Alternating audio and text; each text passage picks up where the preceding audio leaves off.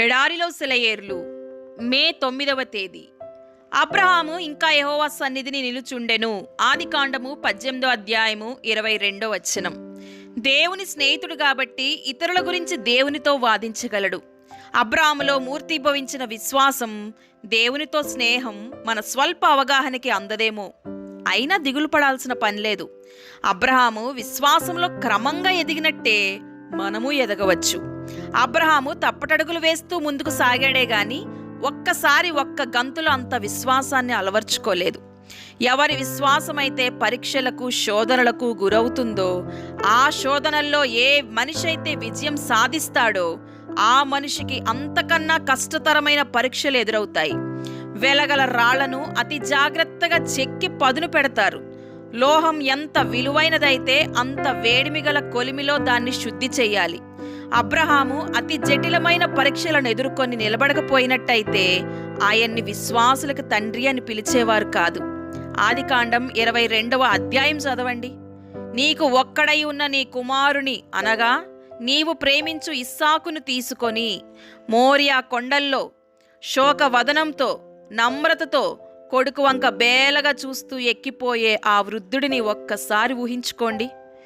తాను నమ్మకంగా ప్రేమించి సేవిస్తూ వస్తున్న తన దేవుని ఆజ్ఞ మేరకు తన బంగారు కొండ, తన కొడుకు తన ప్రక్కనే బలిగా చనిపోవడానికి నడుస్తూ వస్తుంటే ఆయనలో ఏ భావాలు చెలరేగాయో ఎవరికి తెలుసు? దేవుడు మన జీవితాల్లో జోక్యం కలుగజేసుకుంటుంటే విసుక్కునే మనకి ఇది ఎంత ఖచ్చితమైన గద్దింపో చూడండి. అబ్రహాము మోరియా కొండ ఎక్కుతున్న దృశ్యం గురించి తేలికగా అవమానాస్పదంగా వచ్చే వ్యాఖ్యానాలను పక్కకి నెట్టండి. యుగ యుగాల వరకు మనుషులంతా పాఠం నేర్చుకోవలసిన మహత్తరమైన దృశ్యం అది. దేవదూతలు అప్రతిభులై చూశారు ఆ దృశ్యాన్ని. ఆ వృద్ధుని విశ్వాసమే ప్రపంచమంతటా ఉన్న జనుల విశ్వాసానికి ప్రతీకగా ప్రాకారంగా నిలిచిపోవాలి. తొట్రుపడని విశ్వాసం ఎప్పుడు దేవుని విశ్వాస్యతను రుజువు చేస్తుందన్న సత్యం ఈ సంఘటన ద్వారా స్థిరపడాలి. అంటే మనలో విశ్వాసం ఉంటే దేవుడెప్పుడు దాన్ని వమ్ము చేయడు. కాబట్టి ఈ విషమ పరీక్షకు తట్టుకొని విశ్వాసంతో విజయం సాధించినప్పుడు దేవుని దూత అంటే యెహోవా లేక దేవుని వాగ్దానాలన్నీ సార్థకమైన పుణ్యమూర్తి యేసు ప్రభువు అబ్రహాము భుజం దట్టి అన్నాడు, నీవు దేవునికి భయపడువాడవని ఇందువలన నాకు కనబడుచున్నది. నువ్వు నన్ను గుడ్డిగా నమ్మావు, నేను దానిని వమ్ము చేయను. నిన్ను కూడా నేను నమ్ముతాను. నీవు నా స్నేహితుడివి, నిన్ను నేను ఆశీర్వదిస్తాను, నిన్ను ఆశీర్వాదంగా చేస్తాను.